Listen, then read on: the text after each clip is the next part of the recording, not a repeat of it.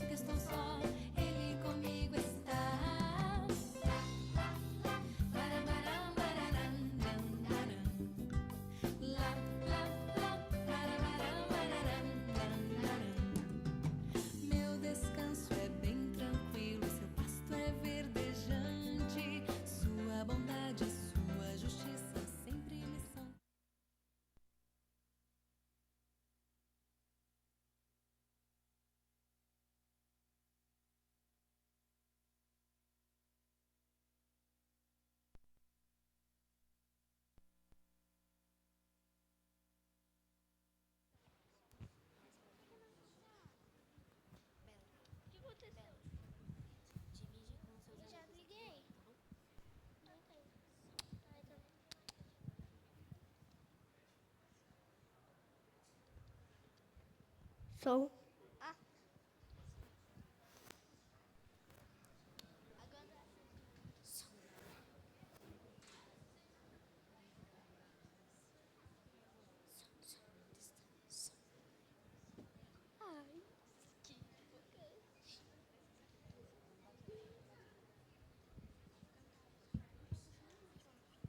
que empolgante.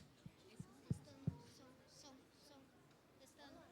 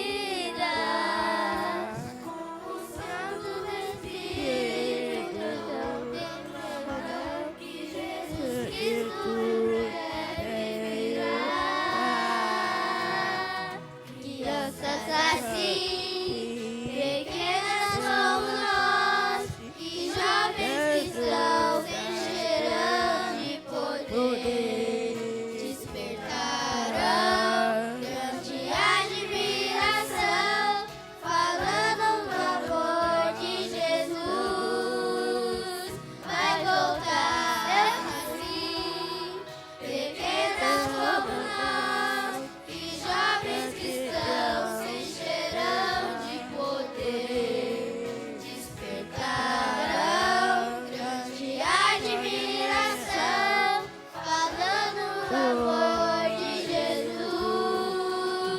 Vai voltar, eu quero. E todo peito cantará o nome santo de Deus. Essa delícia pois nesse nome há poder.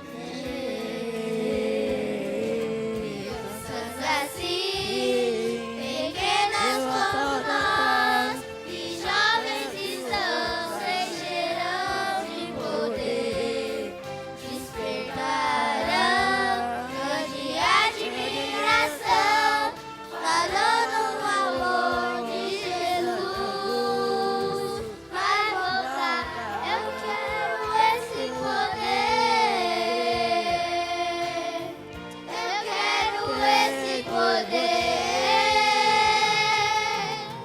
eu quero esse poder, eu quero esse poder. Crianças assim, pequenas como nós, e jovens cristãos se encherão de poder, despertarão grande admiração, falando do amor de Jesus.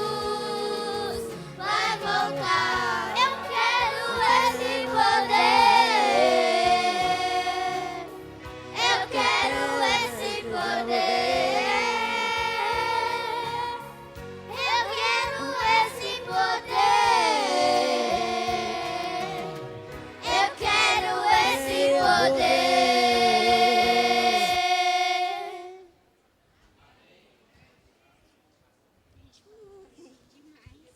Isso foi demais. A gente gritou.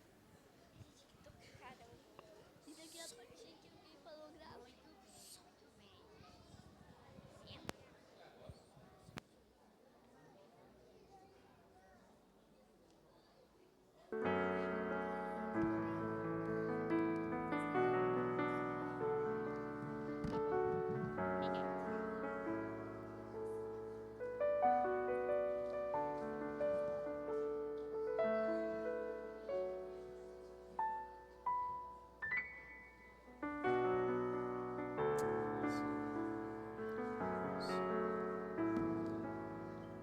Bom sábado, igreja. Eita, nós. Acho que eu fui ignorado. Igreja do Senhor, bom sábado. Obrigado. Eu achei que ninguém tivesse me ouvido, que o microfone estava desligado. Vou pedir uma gentileza. Aqueles que estão à porta, por favor, entrem, procurem seus lugares, se ajeitem. Vamos entrar e manter a reverência na casa de Deus. Tem lugares ainda aqui nos primeiros bancos. Você é muito bem-vindo. Então, por favor, procure o seu lugar, acomode-se e vamos juntos continuar este culto de adoração.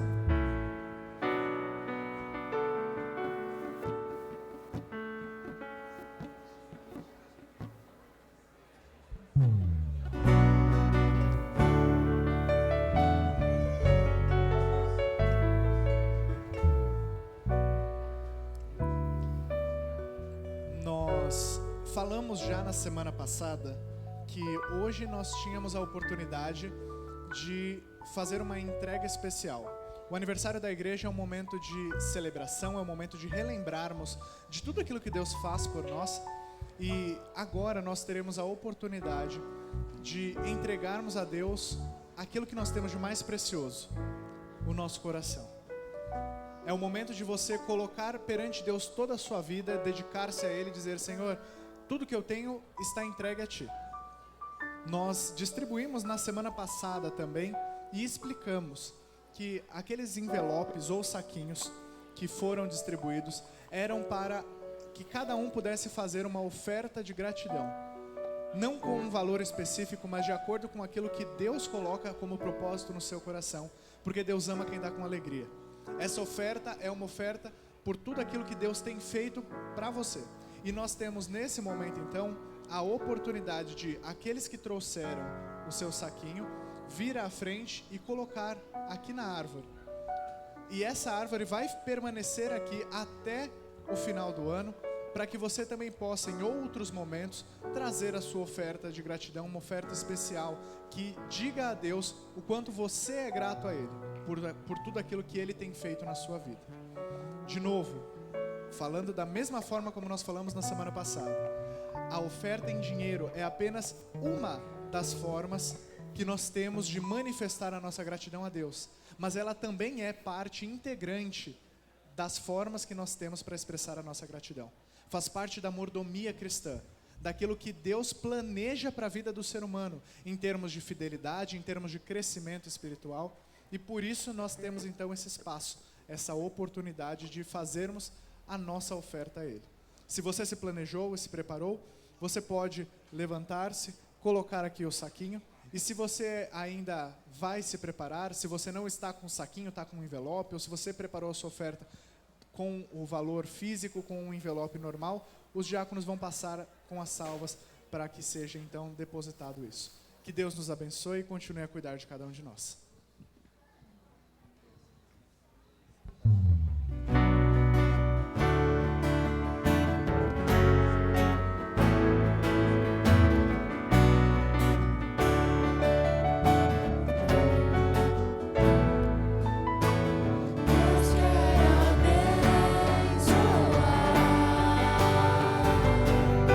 Seu trabalho e o seu lar.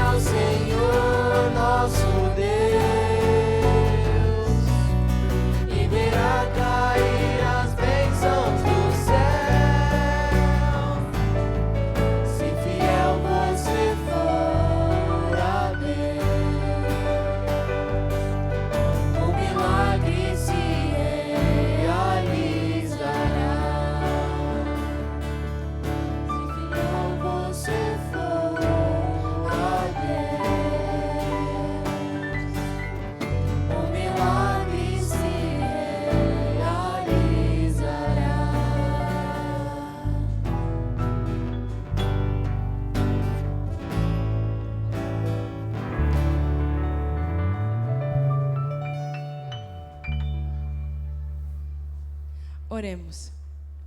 Querido Deus, bondoso Pai, nós estamos aqui, Senhor, porque nós somos gratos pelos 66 anos que a igreja de Americanópolis tem feito, Senhor. Mas também nós somos gratos, Senhor, pelas bênçãos que o Senhor tem nos dado ao longo de todo esse tempo, ó Pai.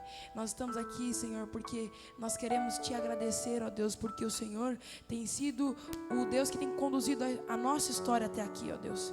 Neste momento dos dízimos e ofertas, ó Pai, nós queremos entregar principalmente o nosso coração, ó Deus.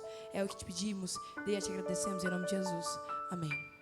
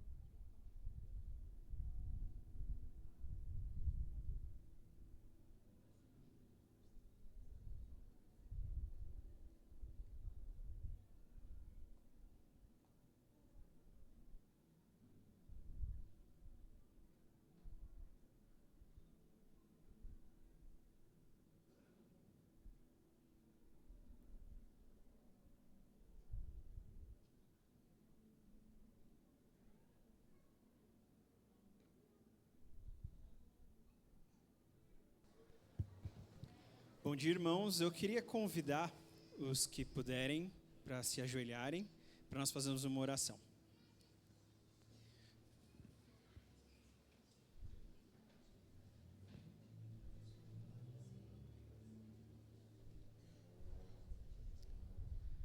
Senhor nosso Deus, que privilégio estar na sua casa, Senhor.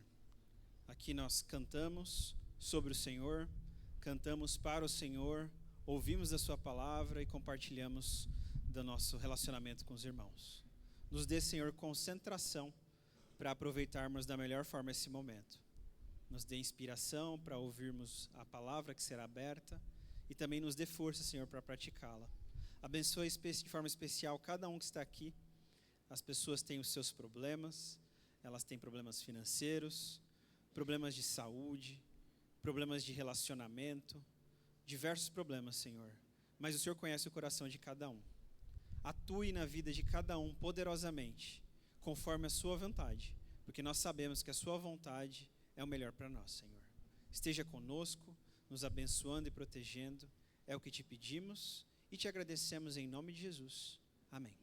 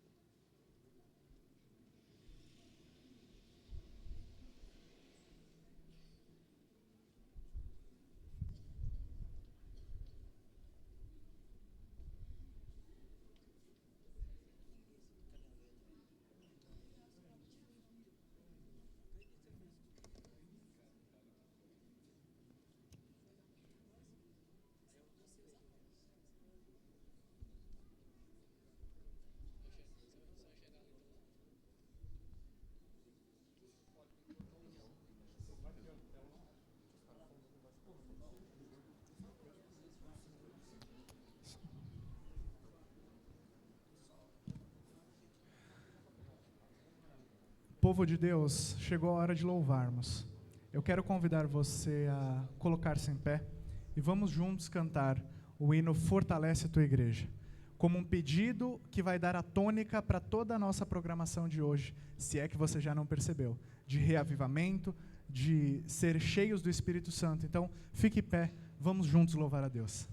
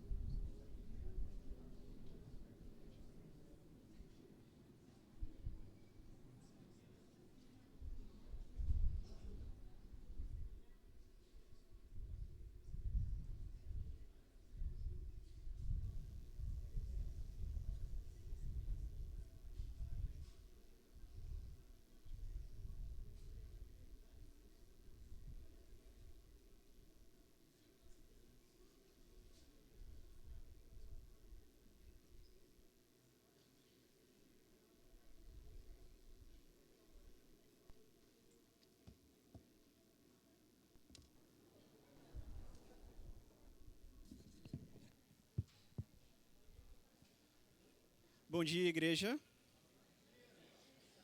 Bom dia. Vamos dar uns segundinhos para as pessoas entrarem, se acomodarem. Será que tem lugar no banco que você está? Hoje é um dia especialmente lotado, então, se puder dar uma espremidinha aí, vai ajudar bastante. Eu queria chamar os anciãos da igreja e anciãs aqui à frente, por favor. Tem mais algum aí, por favor? Pode vir.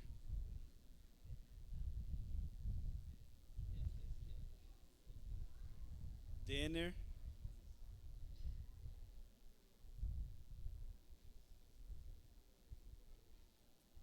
Tem mais alguém? Marcão. Não sei se o Marcão está lá fora correndo ou aqui dentro. Ok. O dia do pastor foi no dia 22 de outubro? 26, né? Nós comemoramos o dia do pastor recentemente, só que a gente resolveu deixar para o aniversário da igreja, porque é uma ocasião mais especial e a gente consegue homenagear melhor os nossos pastores, né? Eu não sei como é ser um pastor, nunca fui, mas eu sei que não é fácil, né? Porque a palavra pastor é engraçada, né? Porque ela tem uns significados que às vezes a gente esquece. Pastor parece aquele camarada ou aquela camarada que é bonzinho demais, que cuida, e é verdade. Mas você sabe o que o pastor tem que fazer quando um leão se aproxima do rebanho? O que ele faz? Ele abraça o leão também? Como ele abraça as ovelhas? O que ele faz com o leão? Primeiro ele tenta afugentar, se não der certo o plano, o que ele faz? Ele mata. Se o lobo vem próximo do rebanho, o que o pastor faz? O pastor protege. Pastor é uma pessoa que tem que estar pronta para cuidar e tem que estar pronta para ser até um pouco agressivo, se necessário, para proteger o seu rebanho. Você percebe que são funções tão diferentes? O pastor não é um cordeiro. O pastor ele tem que ter a pureza de um cordeiro, mas ele não pode ter a inocência de um cordeiro. Porque se ele for tão inocente como um cordeiro, vai todo mundo morrer. Não é fácil. Oi? E também é devorado. Então ele tem que se proteger e tem que proteger o rebanho. Isso não é uma missão fácil. Ele tem que bater e assoprar, ele tem que proteger e às vezes ir para cima. E eu não imagino que seja uma tarefa fácil de ser feita, né? Só de olhar os pastores trabalhando, eu percebo, é complicado ter que cumprir os dois papéis. E a gente queria homenagear o pastor hoje, porque a gente sabe que ele também é uma pessoa que faz isso. Só ele sabe no coração dele quantas vezes ele teve que brigar com um leão para proteger o rebanho. E às vezes o rebanho nem ficou sabendo disso. Então a gente queria, em nome da igreja, agradecer o pastor e a sua família. E fique claro, né, a família do pastor às vezes trabalha tanto quanto o pastor, mas não tem o reconhecimento que ele tem. E isso também é muito ruim, porque a mulher do pastor ela renuncia a muitas coisas para seguir o seu marido.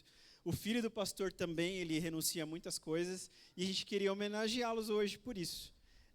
Nós preparamos uma pequena lembrancinha aqui em nome da igreja. A gente queria entregar isso, e alguém também vai... Ana, por favor.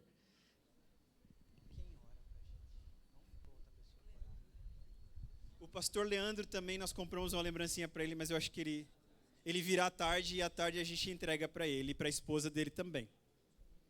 Vamos cumprimentar o pastor. E o Rai faz uma oração para a gente em seguida, Rai.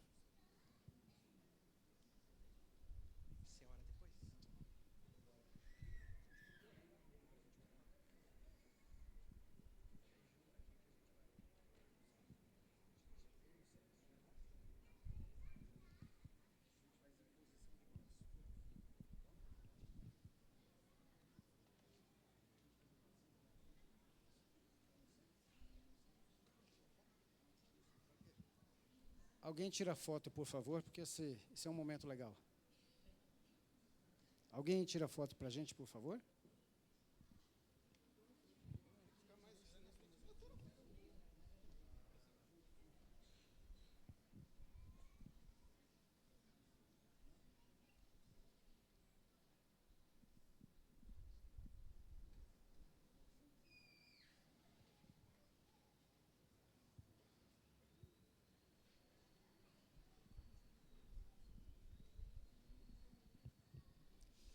entre nós também, nós temos o pastor José Alves. Poderia vir aqui à frente conosco, querido?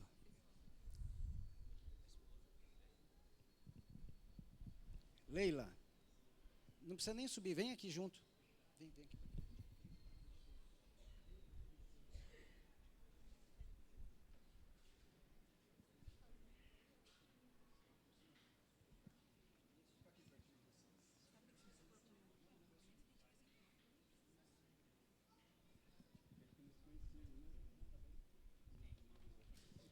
Nós vamos fazer uma oração por esses ungidos do Senhor, pela esposa do pastor José Alves, que Deus possa usá-los, continuar usando na mensagem da pregação do Evangelho. Fechem seus olhos. Pai querido, Deus de amor, queremos colocar, como já tem sido feito, o pastor Daniel, assim como o pastor José Alves, a Leila, o nosso pastor Leandro e a sua esposa, ou seja, as famílias pastorais, nas tuas mãos, para que o Deus Espírito Santo possa se mover diante deles e ungí-los com a brasa viva do seu altar. Mais do que isso, que a sua proteção, a sua bênção, a sua misericórdia e o seu perdão estejam diante deles todos os dias, é o que nós te suplicamos em nome de Jesus, amém.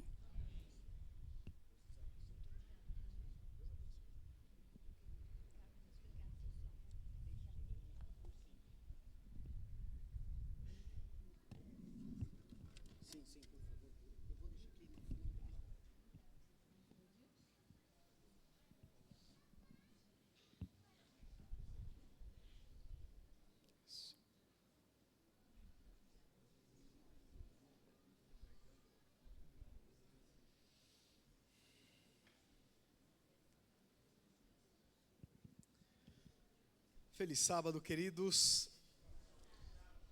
Tá feliz mesmo? Tô achando que não, hein? Que alegria podermos estar juntos nesse dia. Tenho uma confissão a fazer. Esse é o primeiro dia do pastor que eu passo com vocês. E eu me formei, terminei a faculdade em 2011. Comecei a trabalhar em 2012 e desde 2012, todos os anos, em algum lugar, a gente participa da comemoração do Dia do Pastor. E eu vou dizer uma coisa. Fazem 12 anos que eu fico extremamente constrangido nesse momento. Fico constrangido de verdade.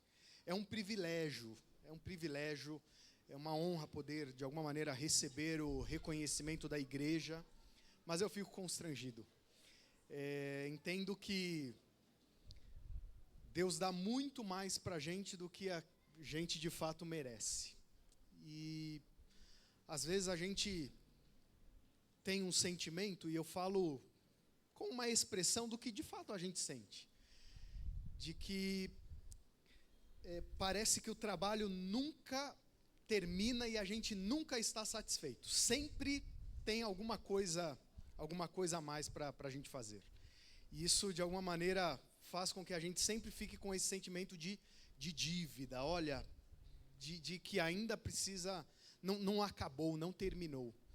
Mas eu agradeço o carinho de vocês, tenho dito por aí que tenho me sentido privilegiado de estar aqui com vocês, e que Deus seja honrado, por meio das nossas ações. Minha esposa e meu filho não puderam estar hoje aqui, nós havíamos nos planejado para estarmos juntos, mas essa semana foi uma semana meio difícil. O povo lá em casa está todo mundo doente.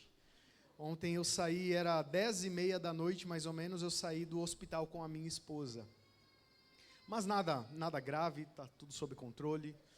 E a gente pede aí para que vocês continuem orando por nós, como a gente sabe que vocês oram. Queridos, vocês sabem que eu não gosto muito de ficar nesses momentos antes da reflexão bíblica, ficar falando de outra coisa a não ser da palavra. E expressei a gratidão a vocês e não quero ficar falando a respeito de mim, quero falar a respeito de Cristo.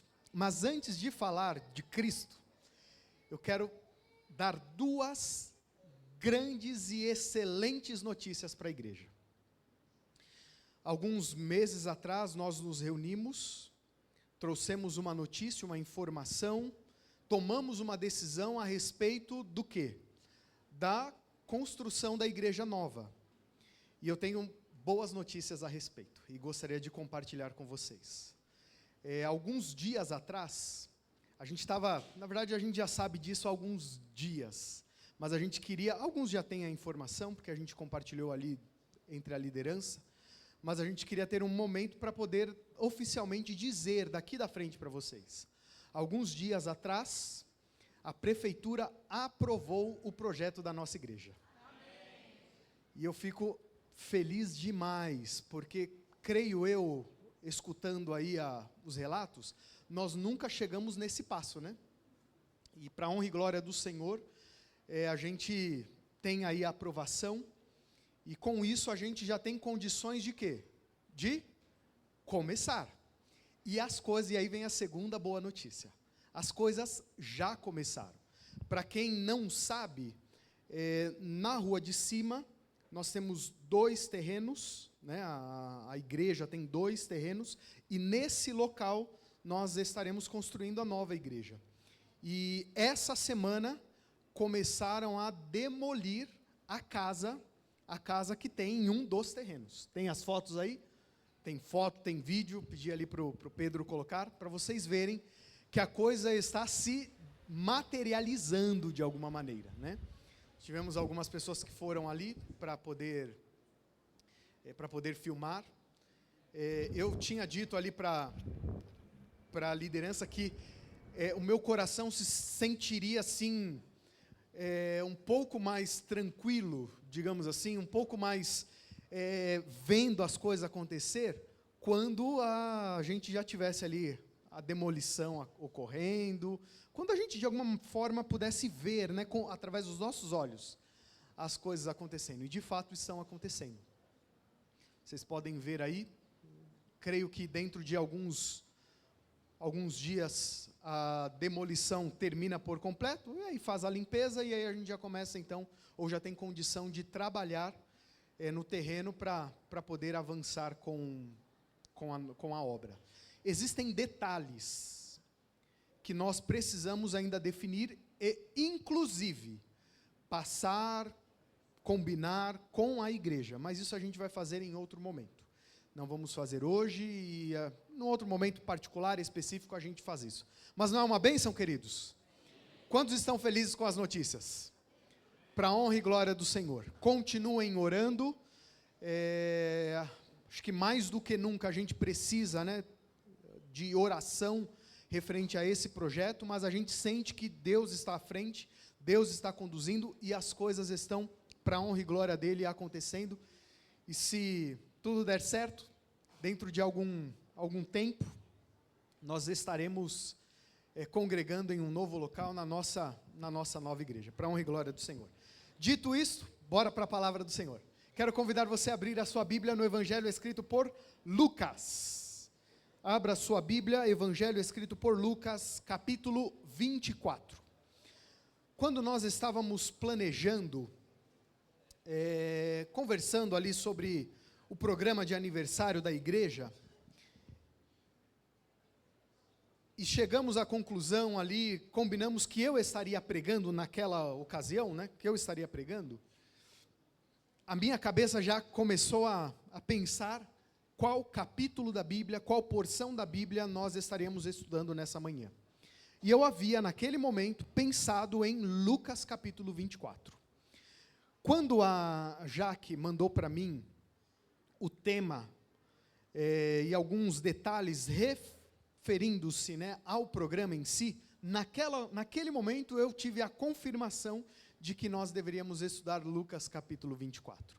E nessa manhã eu gostaria de olhar para um trecho desse capítulo, onde nós temos algumas informações, uma história, algumas lições extremamente significativas para os nossos dias, e creio eu que de alguma maneira todos nós, ou já passamos ou passaremos por essa encruzilhada ou por esse caminho.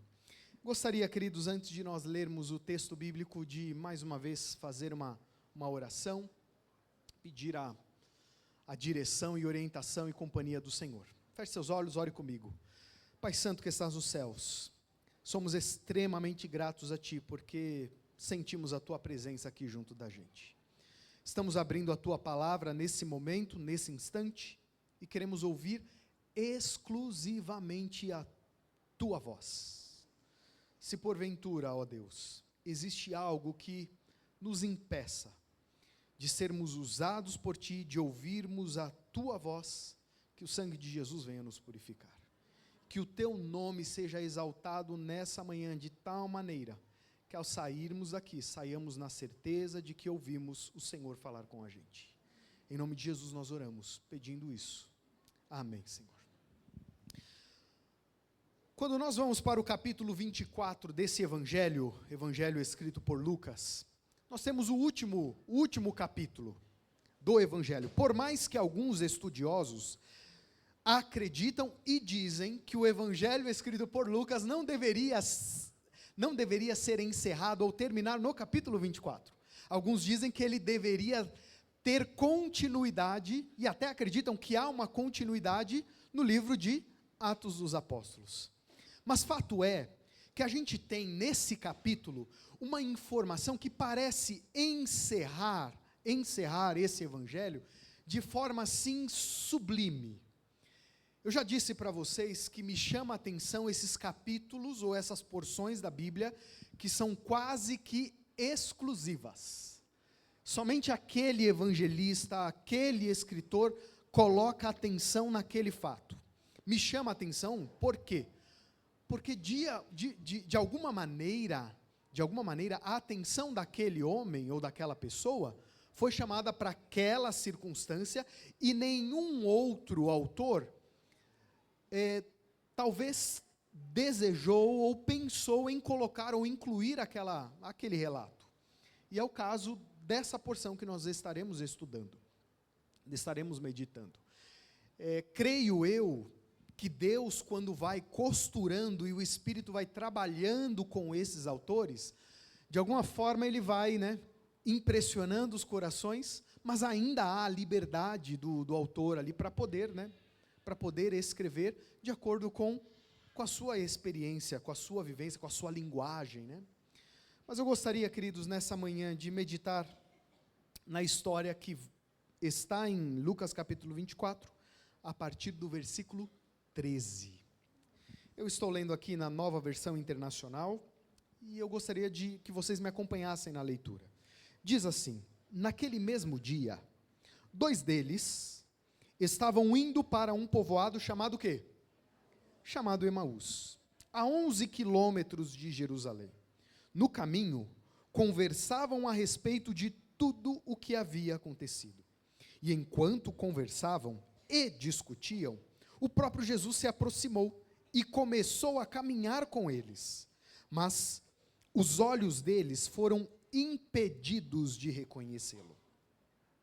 Ele, ou seja, Jesus, lhes perguntou: sobre o que vocês estão discutindo enquanto caminham? Eles pararam com os rostos entristecidos. No texto original dá a ideia de desencorajamento.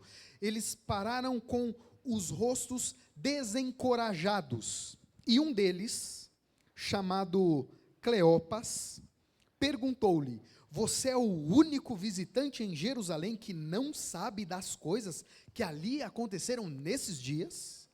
Que coisas? Perguntou ele. O que aconteceu com Jesus de Nazaré? Responderam eles. Ele era um profeta poderoso em palavras e em obras diante de Deus e de todo o povo. O chefe dos sacerdotes e as nossas autoridades o entregaram para ser condenado à morte e o crucificaram. E nós esperávamos que era ele que ia trazer a redenção a Israel. E hoje é o 3º dia desde que tudo isso aconteceu. Algumas das mulheres entre nós nos deram um susto hoje. Foram de manhã bem cedo ao sepulcro e não acharam o corpo dele. Voltaram e nos contaram ter tido uma visão de anjos que disseram que ele está vivo. Alguns dos nossos companheiros foram ao sepulcro e encontraram tudo exatamente como as mulheres tinham dito, mas não o viram. Ele lhes disse: como vocês custam a entender e como demoram a crer em tudo que os profetas falaram.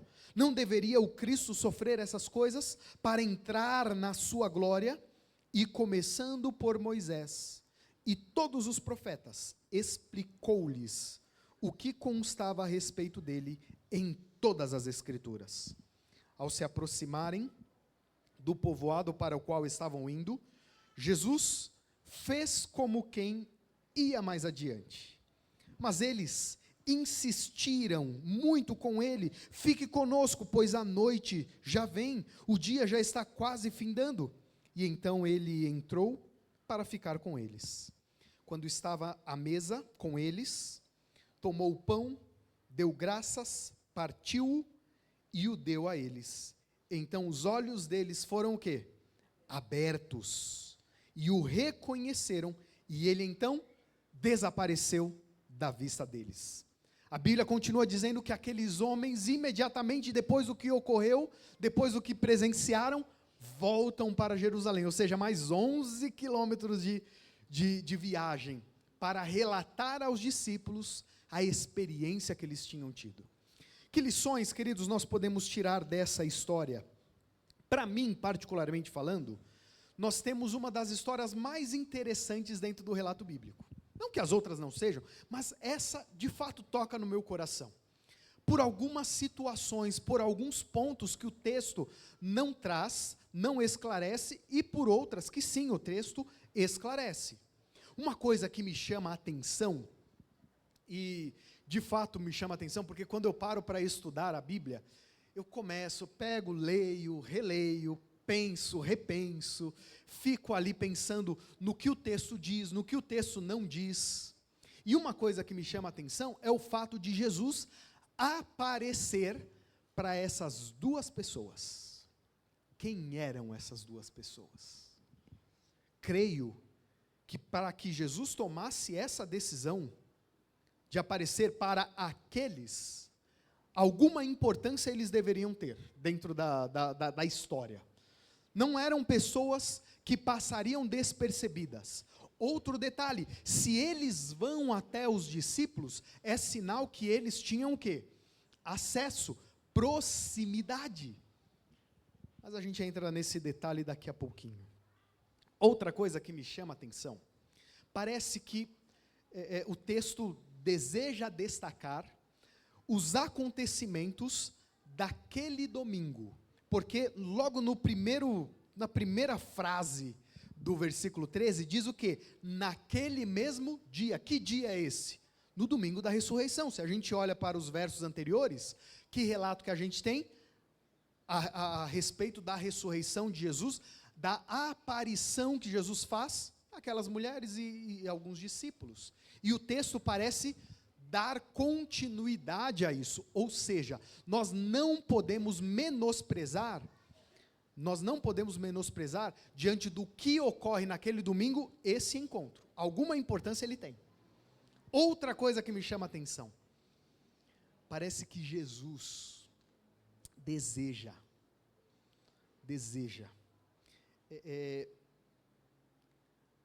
atender alguma necessidade, alguma carência, algum desânimo.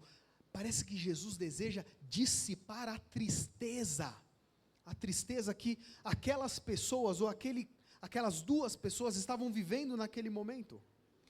Quando eu olho para a história, queridos, desses dois discípulos rumo ao caminho ali, ou rumo a Emaús, no caminho de Emaús, eu entendo que nós, em algum momento da nossa vida, nós passaremos por alguma coisa semelhante.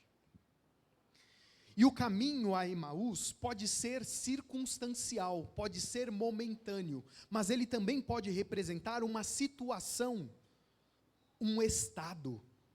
E eu entendo que o que ocorre com aqueles dois discípulos, a experiência que eles têm com Cristo naquele momento, ilustra e se encaixa com alguma fase, momento, circunstância, estado que nós vivemos.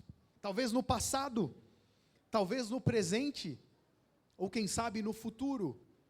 Fato é que a gente precisa olhar para o texto e tirar lições para a nossa vida.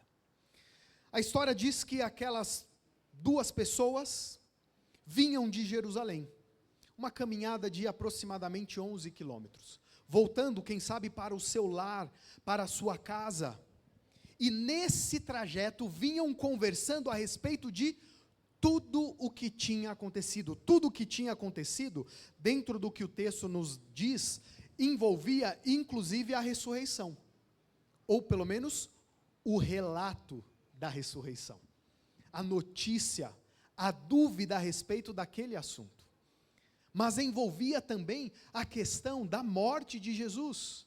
E é engraçado que o texto destaca que Jesus aparece para essas duas pessoas, e nesse aparecimento elas não conseguem reconhecê-lo, e Jesus faz uma pergunta: sobre o que vocês estão conversando? Sobre o que vocês estão conversando? E a resposta é interessante, porque um daqueles dois personagens diz assim, e esse é identificado como Cleopas, diz assim: você é o único visitante em Jerusalém que não sabe das coisas que ali aconteceram nesses dias? Eu não sei se você nota no texto, mas parece que o texto ele assume em alguns momentos até um ar um pouco cômico, porque se havia alguém que conhecia, era Cristo. Se havia alguém que sabia o que tinha acontecido, era Jesus. Mas Jesus chega para eles e diz assim: que coisas? Que coisas? A minha mãezinha, ela dizia uma frase, quando a gente tentava falar alguma coisa e não se expressava bem, ela falava assim: mas você não vai nem para frente nem para trás nessa sua fala aí? Desembucha logo, fala com clareza. O texto original diz que no trajeto que esses dois personagens vinham fazendo, é como se a fala deles ia para frente e ia para trás. Eu tenho uma interpretação minha, particular, a respeito disso. Acredito que essa ideia de ir para frente e ir para trás tem a ver justamente com o que havia acontecido. Jesus havia sido morto. E com essa notícia, o que brota no coração deles? Tristeza, desânimo. Mas havia uma outra notícia de que ele havia ressuscitado, mas talvez eles não tinham visto, não tinham presenciado. Percebe o ir para frente, o ir para trás? E sabe, queridos, nós na nossa jornada enfrentamos em muitos momentos o mesmo dilema. Cremos ou não cremos? E aqui vem uma pergunta para nossa reflexão. O que a gente faz? Como a gente vive, reage, quando os fatos chocam com as nossas crenças? Porque foi exatamente isso que aconteceu na história. Alguns fatos haviam se chocado, e chocado de frente, com as crenças daquelas pessoas. A palavra que, ou melhor, o que esse Cleopas diz, é um tanto intrigante, porque diz assim, falando de Jesus, quando ele responde à pergunta de Jesus: que coisas são essas que aconteceram? E ele diz assim: o que aconteceu com Jesus de Nazaré? Ele era um profeta poderoso em palavras e em obras diante de Deus. E aí ele continua dizendo, mas no versículo 21 diz assim: e nós, o quê? Esperávamos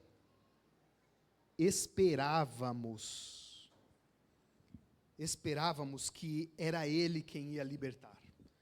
Observe a expressão sendo utilizada em qual tempo? Passado. Quem esperava não espera mais. E sabe, queridos, a gente tem vivido em uma época onde muitos fatos se chocaram com as nossas crenças.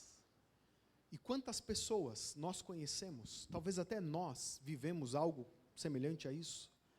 Nós esperamos em algum momento, mas a gente talvez não espera mais. A fala de Jesus, o encontro de Jesus, é extremamente importante para aquelas duas pessoas, porque marca um antes e um depois. Jesus deseja, de alguma forma, atender, satisfazer, confortar. Essa é a melhor ideia, a melhor ideia relacionada ao texto, e é justamente isso que o Espírito de Profecia diz. Quando Jesus encontra esses dois, encontra para confortá-los. Por quê? Quem eram esses dois? Nós não sabemos a respeito de quem eram essas duas pessoas, mas existem algumas ideias, existem algumas hipóteses. Alguns estudiosos dizem que esse personagem identificado como Cleopas pode ser o mesmo personagem que a Bíblia, inclusive João, identifica ou chama de Clopas. E esse Clopas é identificado lá no Evangelho, esqueci o capítulo, mas quando Jesus é crucificado, fala-se que havia uma mulher chamada Maria, esposa de Clopas. Alguns estudiosos acreditam que esse daqui poderia ser o mesmo personagem. Eusébio de Cesareia, um historiador, identifica esse homem como aquele. E ele identifica esse Cleopas aqui como um parente de Jesus, como o tio de Jesus.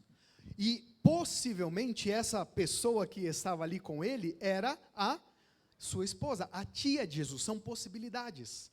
Mas acredito eu que quando a gente pensa nisso, talvez explique algumas coisas e dê um pouco mais de peso ao texto, ou melhor, a atitude de Jesus de chegar para esses dois personagens, na intenção de satisfazer o coração deles. Mas eu gostaria, queridos, nessa manhã, nos minutinhos que me restam, de tirar 3 lições. 3 lições a partir do que o relato nos destaca. E eu creio que essas 3 lições, elas podem se encaixar perfeitamente dentro das circunstâncias que a gente vive, dos momentos, ou até mesmo do estado. A história de Emaús mostra que na nossa jornada, nós podemos nos deparar com algumas coisas. Uma delas, nós podemos ter uma visão parcial dos fatos. E sabe o que ocorre quando a gente tem uma visão parcial dos fatos? Quando a gente não vê de forma ampla, quando a gente vê de forma particionada, a gente pode ter em nosso coração o desânimo e a descrença sendo alimentadas. E é o que aconteceu aqui. Aqueles personagens estavam vendo todo o quadro.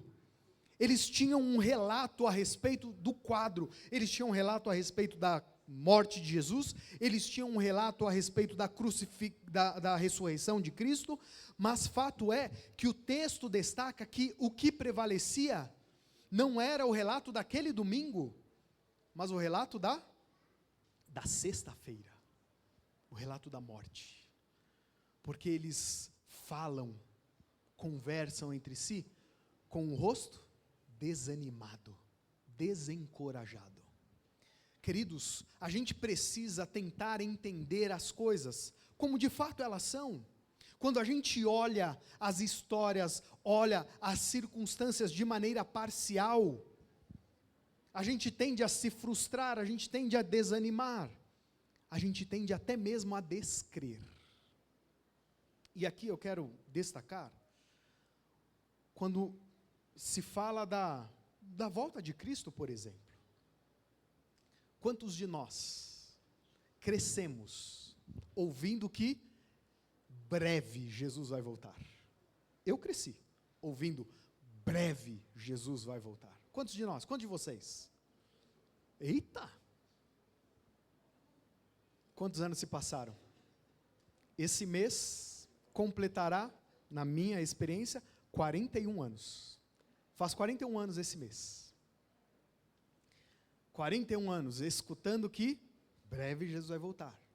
Se eu não tenho a visão ampla, se eu não tenho a mensagem bíblica, se eu não tenho a revelação para me mostrar os porquês, ou o que de fato está acontecendo, qual é a tendência do meu coração? esperando as coisas acontecerem por 41 anos. Percebem? Queridos, a gente precisa compreender que ter uma visão parcial dos fatos pode nos levar ao desânimo ou até mesmo à descrença, e era o que havia acontecido com aqueles personagens, a tal ponto deles dizerem: olha, nós esperávamos que era Jesus, mas isso ocorreu por quê? Porque eles tinham uma visão parcial dos fatos. E que fatos eram esses? E aí vem a segunda lição. Eles criaram expectativas com base na tradição, no desejo pessoal, desinformação, e quando a gente faz isso, pode ter certeza que esse é o caminho para o fracasso. Eles haviam imaginado, pensado um Cristo nas condições deles, de acordo com o que a tradição deles diziam, de acordo com o que os desejos deles fomentavam, mas não de acordo com o que o próprio Cristo disse que era, ou que seria. Observem, queridos, tem um detalhe dentro do texto, que para mim é intrigante. Jesus diz assim: como vocês, versículo 25, custam a entender, e como demoram a crer em tudo que os profetas falaram, ou seja, a revelação tinha sido dada. Tem um detalhe dentro da história: quando Jesus morre, os próprios inimigos de Cristo dizem o quê? Coloque vigias lá na tumba. Por quê? Porque ele disse que vai ressuscitar em 3 dias. Ou seja, até os inimigos, os descrentes, aqueles que não acreditavam em Jesus, pensaram na possibilidade do que iria acontecer, ou poderia acontecer na visão deles, mas os discípulos não pensam nisso. Criam essas expectativas infundadas a respeito de quem Jesus era e do que Jesus iria fazer. Nós esperávamos que ele fosse trazer a libertação. Que libertação era essa? A libertação do jugo romano. Ou seja, construíram uma imagem de Jesus de acordo com a perspectiva, os desejos deles mesmos, de acordo com a tradição, de acordo com as crenças que foram fundadas, ou fomentadas, melhor dizendo, né? Enquanto eles cresciam, aprendiam, enfim. Nós precisamos, queridos, perceber que quando nós estamos no caminho de Emaús, isso pode acontecer com a gente. Expectativas têm a ver com a gente, e não necessariamente com a realidade. Às vezes a gente cria expectativas com base no outro, e a gente se frustra com o outro, mas o outro não se preparou para aquilo, ou o outro nem tinha a intenção de corresponder com aquilo, e nem às vezes a obrigação. Imaginem só, se Jesus tivesse atendido às expectativas daquelas pessoas, talvez nós não teríamos um Salvador, talvez nós teríamos tido dentro da história apenas mais um libertador, ou alguém que lutou contra Roma. Percebem, queridos? E essa questão de expectativa a gente precisa trazer não apenas nessa questão espiritual, porque às vezes a gente foca ou fomenta, cria expectativas em nosso coração, até mesmo a respeito de Deus, e essas expectativas têm como fundamento a nossa vontade, o nosso desejo, até mesmo as nossas necessidades, mas não tem a ver com, de fato, quem Deus é. Criar expectativas com base na tradição, desejo pessoal, desinformação, é o caminho para o fracasso espiritual. É o que a gente vê dentro da história. Mas tem uma terceira e última lição. Jesus começa a caminhar com aqueles 2 personagens. Gosto de pensar que era o tio de Jesus e a tia. Jesus então começa a caminhar com eles, começa a conversar com eles, e o que ocorre? O coração começa a se encher de ânimo, pegar fogo, como parece que o texto diz. A tal ponto que eles chegam ali, aparentemente em Emaús, e Jesus faz um charme, não é? Não dá a entender isso o texto? Jesus faz um charme. Deixa eu seguir viagem. Não, fique aqui com a gente. O texto destaca que a fala deles é uma fala persuasiva, quase como se eles estivessem coagindo Jesus a permanecer com eles. Por quê? Porque eles queriam ouvir aquilo que Jesus tinha para continuar dizendo a eles. E aqui vem a terceira lição, queridos.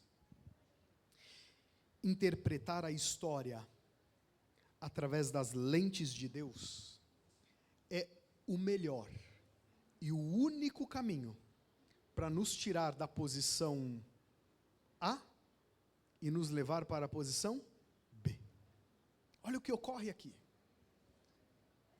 Do desânimo à alegria, da frieza ao coração ardendo em chamas. Percebem o que ocorre aqui? Não existe, queridos, reavivamento, não existe espiritualidade, não existe relacionamento com Deus sem a palavra. A palavra de Deus, e aqui Jesus deixa claro isso para a gente, a palavra de Deus vem como um antídoto, a palavra vem como um remédio, como o caminho utilizado para corrigir as rotas.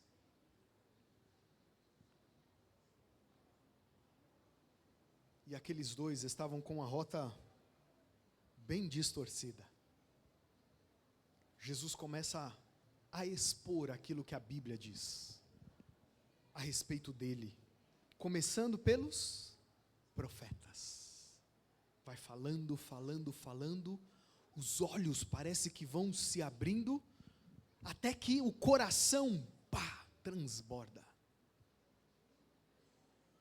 Jesus então entra naquele recinto com eles, e vão comer. E Jesus parte então o pão. E na hora que Jesus parte o pão, eles reconhecem Cristo. Entendo que eles haviam em algum outro momento tido a experiência de ver Jesus partir o pão, a tal ponto de olhar para o trejeito talvez de Cristo, olhar para algum sinal, alguma particularidade e perceber, olha só, é o mestre. E Jesus então desaparece. Mas que coisa! Aí é um ponto na história que me intriga.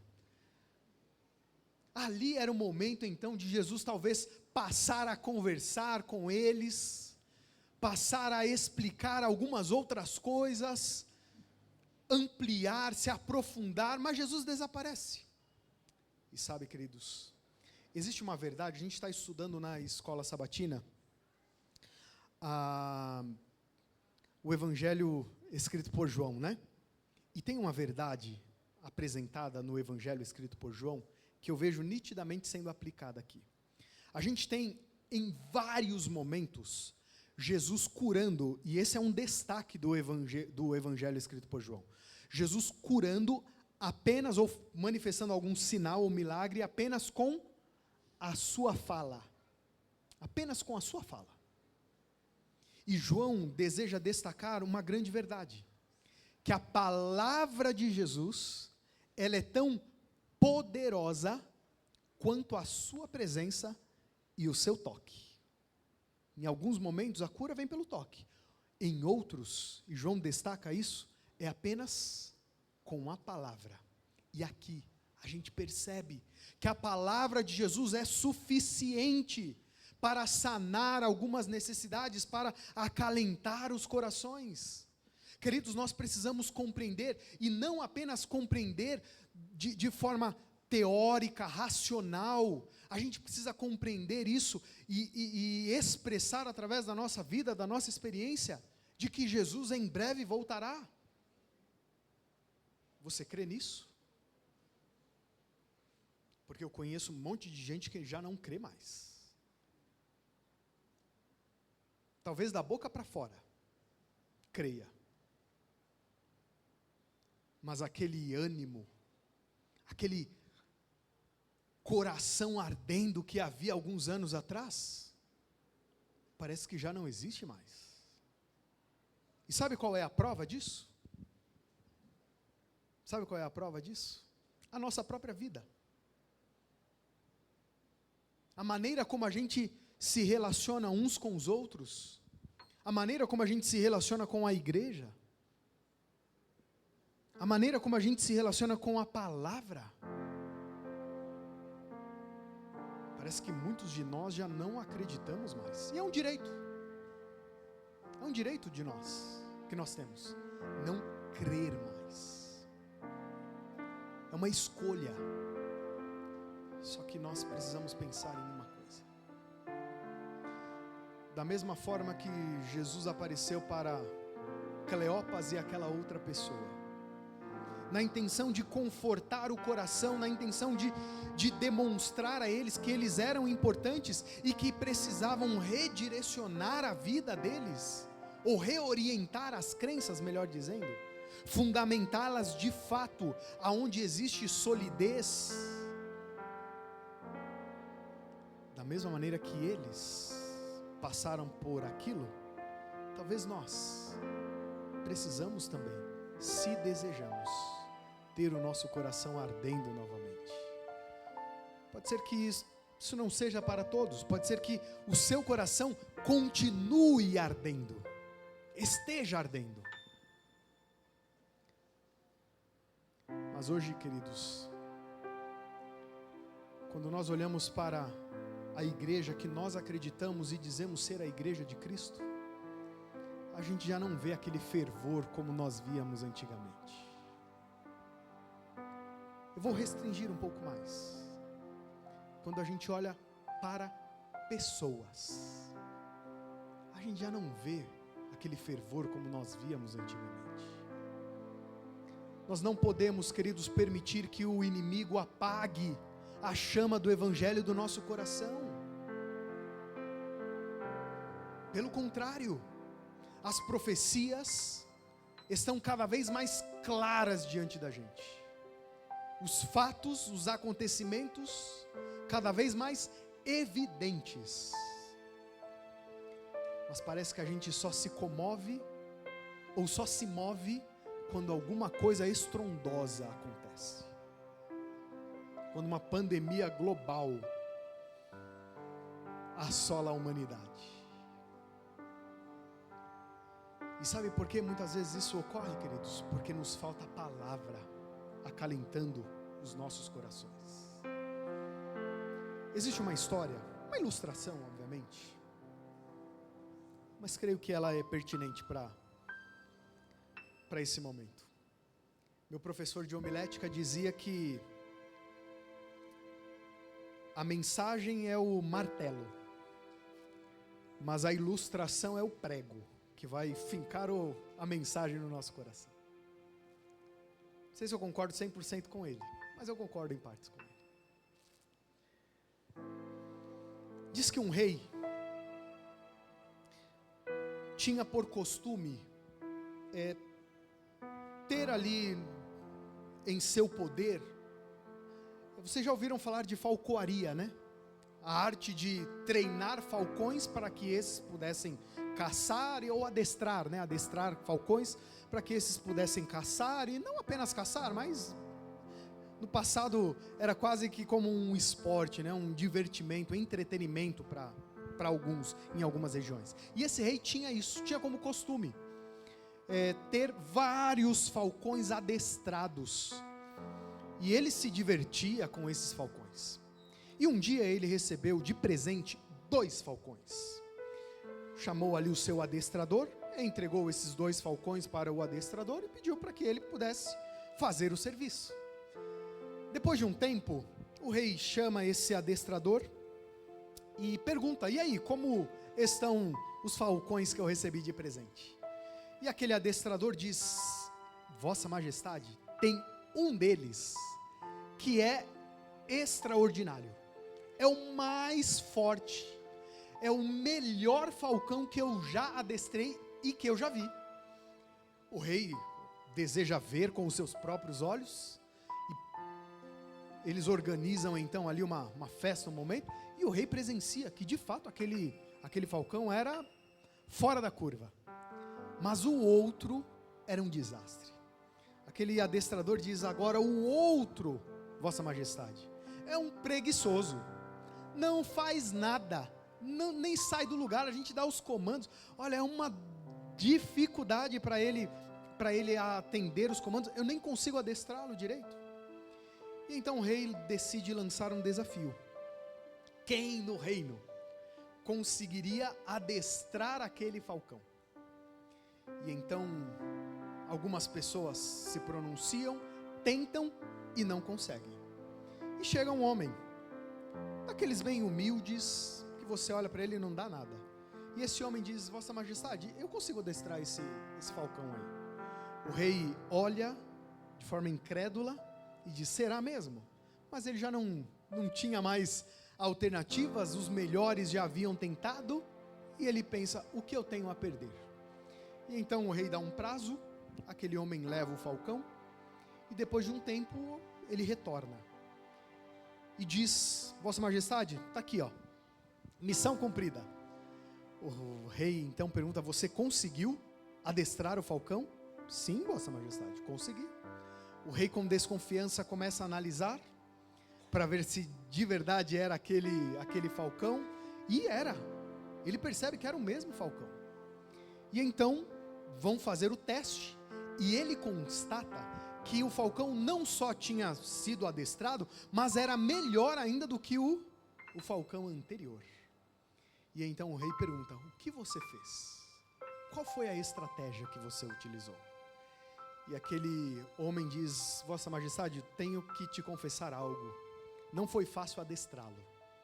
Ele era preguiçoso e falou tudo aquilo que o adestrador anterior havia dito. Mas eu percebi uma coisa, que ele só queria ficar parado no galinho dele ali, e quando eu dava os comandos ele não se movimentava, não fazia nada. E sabe o que eu decidi fazer? Eu cortei o galinho. E quando eu cortei o galinho, ele teve que se movimentar. Ele não tinha mais onde se apoiar. E a partir daí eu consegui adestrá-lo. Eu creio, queridos, que muitos de nós precisamos cortar o galinho da descrença, da incredulidade. Precisamos cortar o galinho da visão parcial. Precisamos cortar o galinho, sabe do quê? Do relacionamento deficiente com Deus, da falta de palavra na nossa vida. O que vai marcar a diferença na nossa jornada é o relacionamento que a gente tem com Cristo e a sua palavra. Você pode não gostar disso.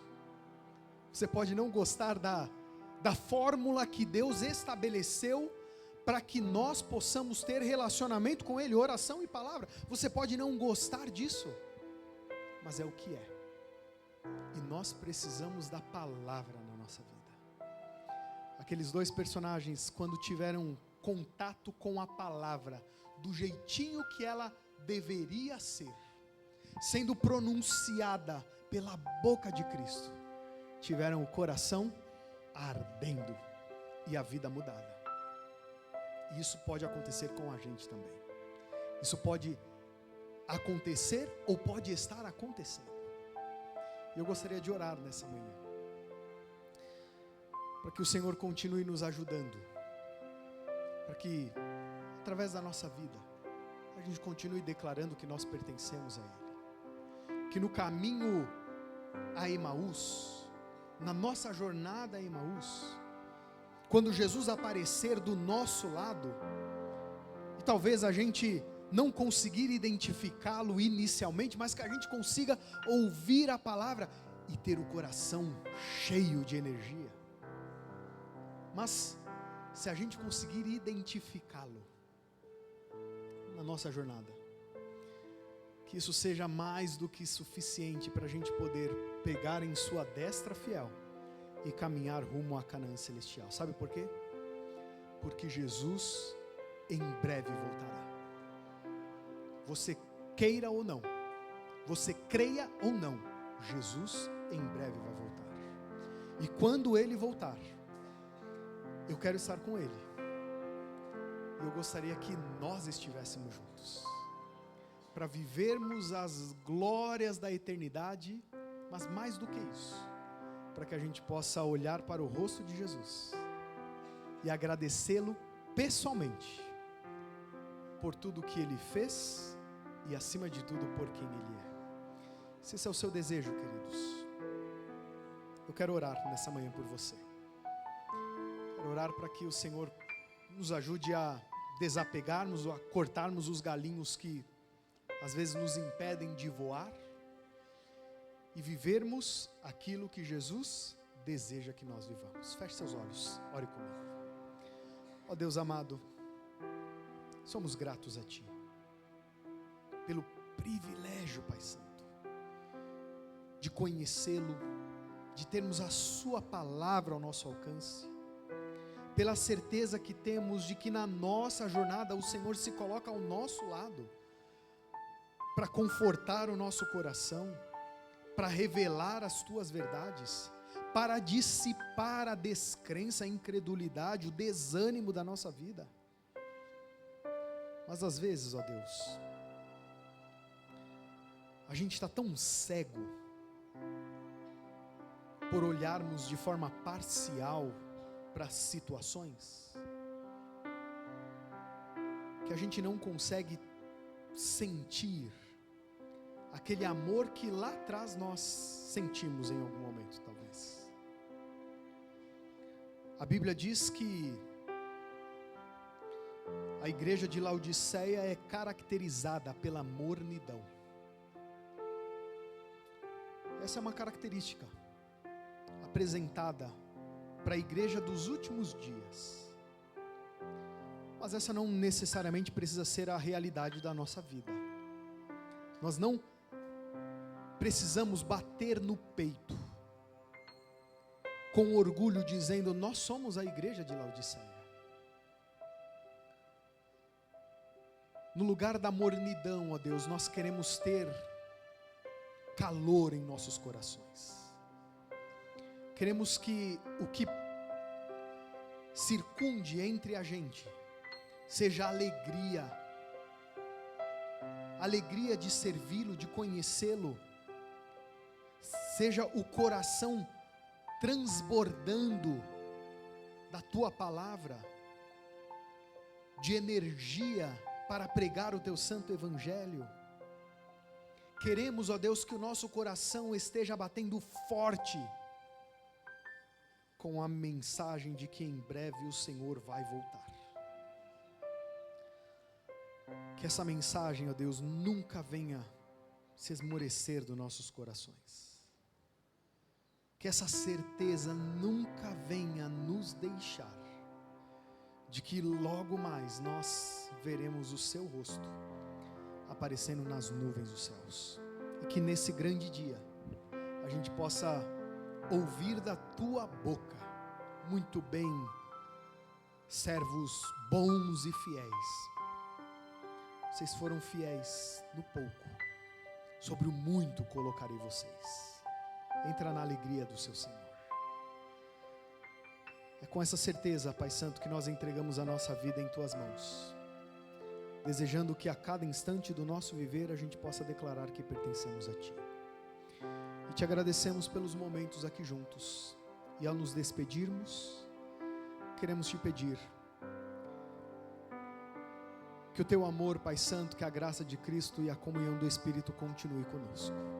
Em nome de Jesus nós oramos. Amém, Senhor. Amém. Que Deus abençoe, queridos. Um recadinho rapidinho. Temos o almoço. Todos são convidados. Será um privilégio podermos participar desse momento. À tarde nós teremos uma programação também especial em continuação à comemoração dos 60 anos. E após essa programação da tarde, nós ainda teremos mais uma confraternização e todos são convidados. Será um prazer passar esse dia na presença de vocês. Que Deus continue abençoando.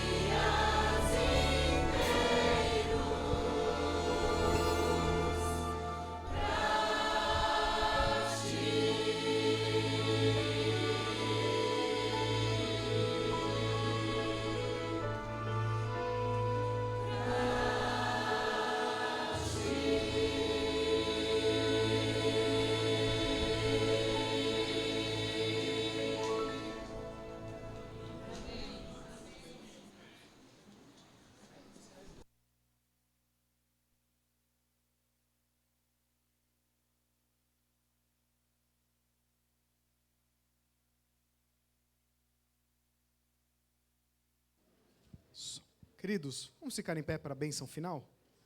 Vocês podem, permanece aqui comigo, fica aqui, por favor.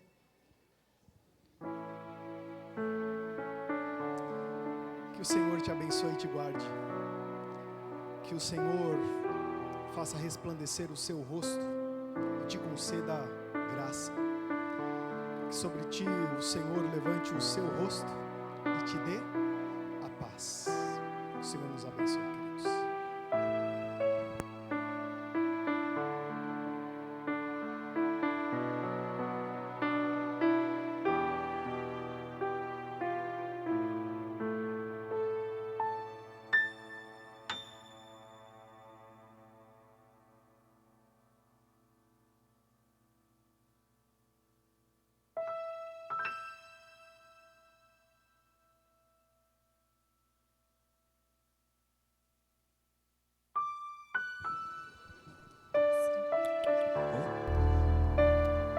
A saída vai ser ordenada pela diaconisa.